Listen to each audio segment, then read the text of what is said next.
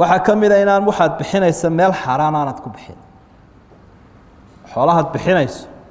xalaalna waad ka soo kasbanaysaa meel xalaalana waa inaad ku bixiso meelaha xaaraanta waxaa ka mid ah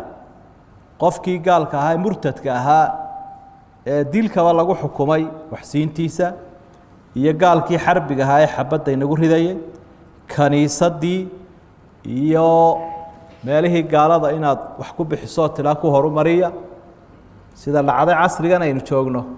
muslimiinta qaarkood baa si ay gaalada isaga dhisaan waliba kuwa lacagta leh kaniisadaha wax ku bixiyo ilaa ku horumariya macbadyadiina waxaa ka mid ah xuruubul fitna inaan wax lagu bixin dagaalada sokeeye iyo dadka islaynaya siday Soomaalidu u badan tahay qolo waliba dibadda ay lacag badan ka soo diraan hubbaa lagu iibiyaa iyo jaad iyo balwad baa lagu isticmaalaa kadibna mooryaan iyo dayday baa lagu